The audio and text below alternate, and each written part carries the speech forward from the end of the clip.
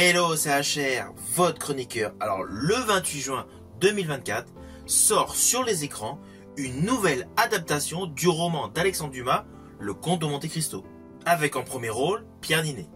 Forcément, j'irai le voir, forcément, je vous ferai mon retour. Mais avant cela, voici une rétrospective sur toutes les adaptations qu'il y a eu autour de ce roman d'Alexandre Dumas. Et vous allez voir, il y en a eu pléthore. Bien évidemment, à la fin de la vidéo, je vous dirai quelles sont mes adaptations préférées. Bien évidemment, pour le moment. Ceci dit, n'oublions pas que ce roman d'Alexandre Dumas a eu une première édition en 1844. Vous voyez comme quoi cette histoire a passé des générations et des générations et elle est toujours au goût du jour.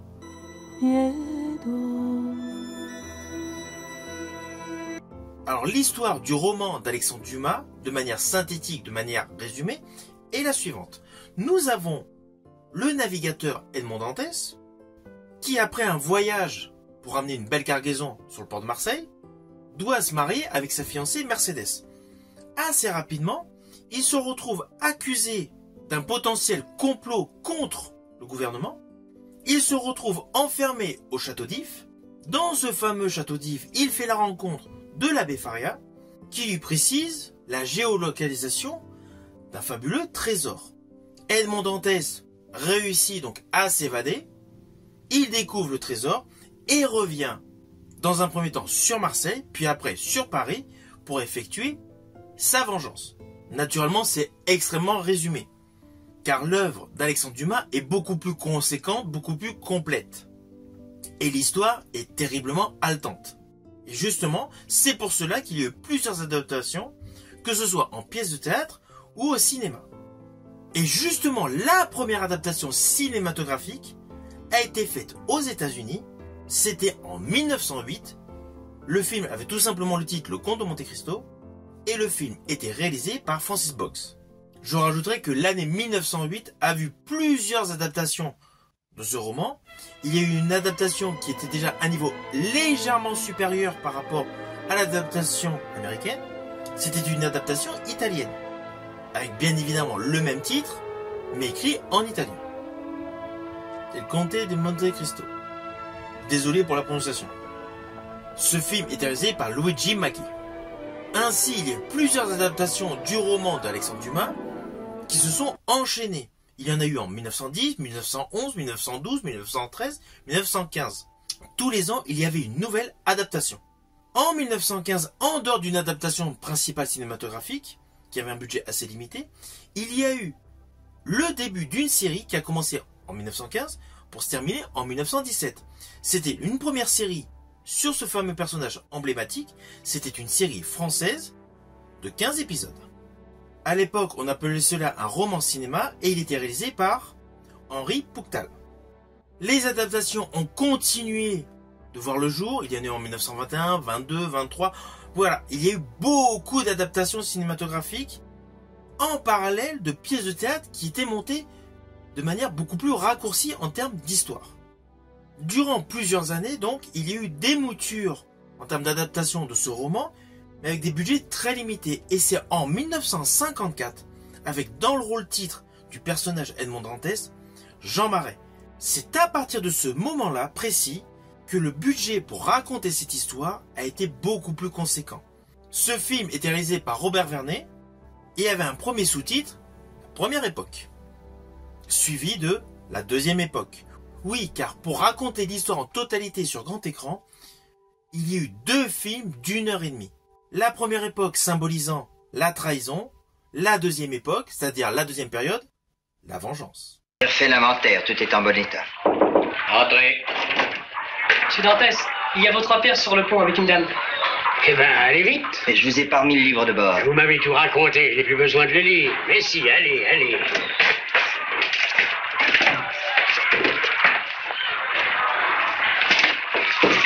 En 1961, une nouvelle adaptation a vu le jour, également en 2 parties, toujours l'époque trahison, l'époque vengeance, avec dans le rôle titre Louis Jourdan, et ce film est réalisé par Claude Autant-Lara.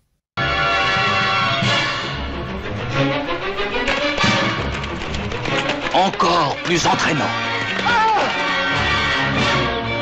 Encore plus émouvant. Encore plus passionnant.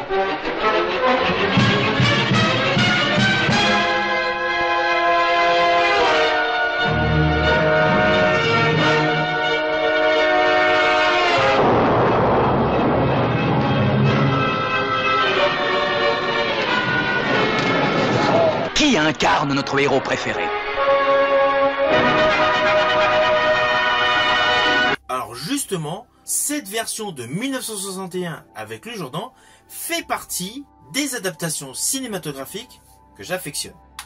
Naturellement, je l'ai en édition Blu-ray.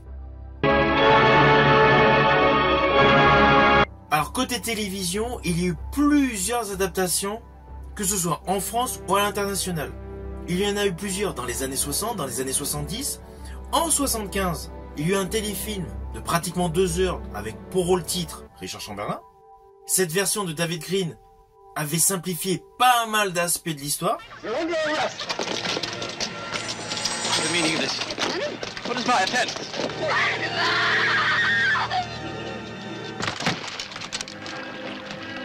Of all the great adventure stories ever told, that of Edmond Dantes is the most powerful of all. Sometimes I regret that I helped him discover the truth.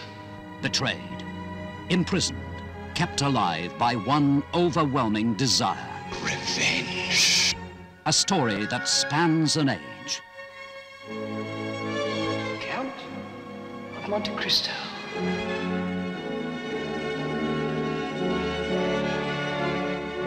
I promise you, Edmond Dantes, you shall have your revenge. The Count of Monte Cristo. Quelques années plus tard, en 1979, il y a eu une nouvelle adaptation sous forme de série avec Jacques Weber. Cette adaptation comportait 4 épisodes d'1h30. Dantes wird auf das berüchtigte Château d'If gebracht. Les adaptations ont continué de se faire au fil des ans. Il a fallu attendre 1998 pour qu'une nouvelle série adapte l'histoire du Comte de Monte Cristo d'Alexandre Dumas, cette fois sous forme de 4 épisodes de 100 minutes, avec un casting 5 étoiles. Il s'agit du Comte de Monte Cristo, réalisé par José Dayan, avec Gérard Depardieu.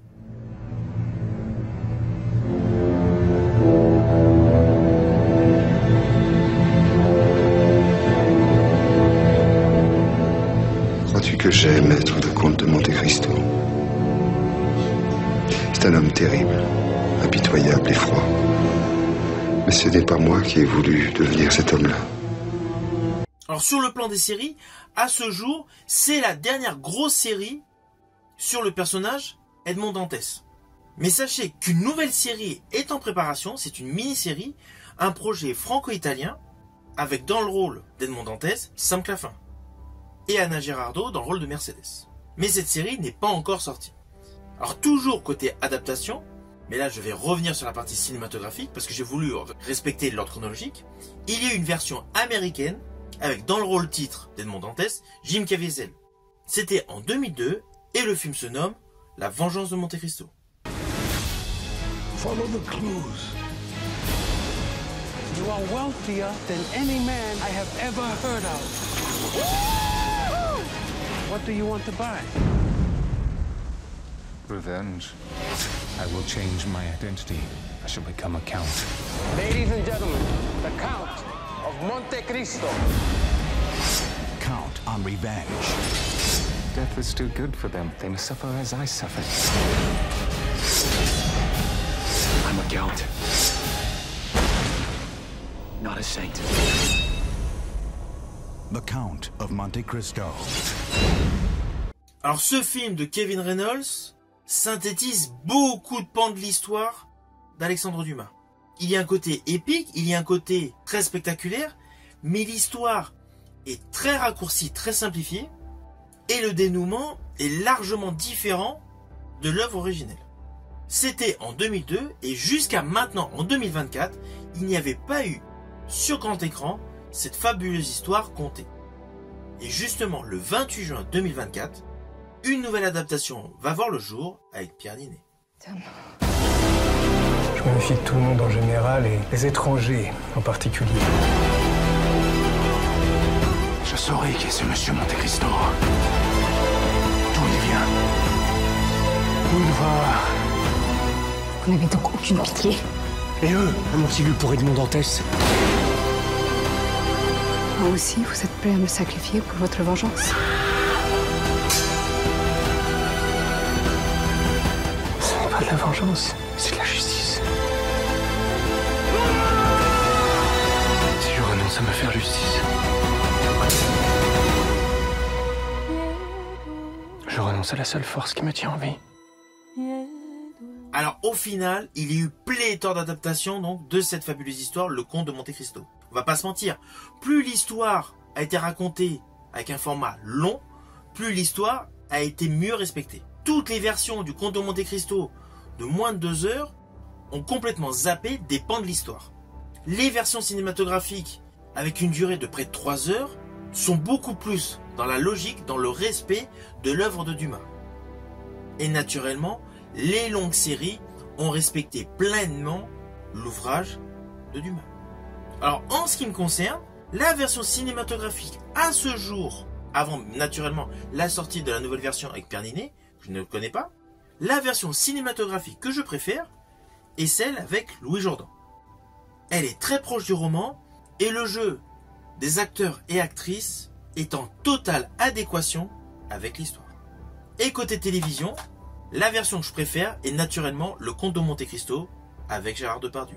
À ce jour donc, la version cinéma que je préfère est celle avec Louis Jourdan, la version télé que je préfère est celle avec Gérard Depardieu. J'espère que cette vidéo vous aura éclairé sur les nombreuses adaptations de cette fabuleuse histoire. Et justement, si ma vidéo vous a plu, n'oubliez pas de la liker, de la partager. Et quant à moi, je vous dis à bientôt pour vous parler de la nouvelle adaptation.